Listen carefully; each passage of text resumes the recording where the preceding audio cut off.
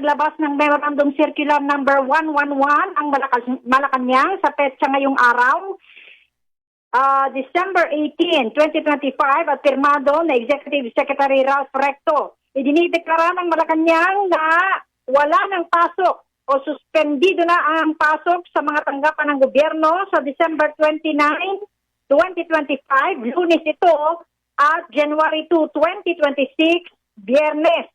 Ito ay para mabigyan ng pagkakataon ang lahat ng kawani ng gobyerno na may pagdiwang ang bagong taon at bigyan sila ng pagkakataon na makabiyahe, patungo at pabalik sa kanilang mga rehiyon sa bansa.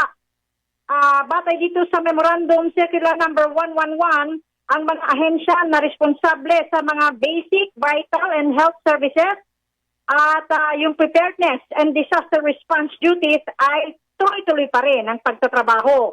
Ang pagsususpindi naman ng trabaho sa pribadong kumpanya ay ipinauubaya na ng palasyo sa kanilang mga pamunuan.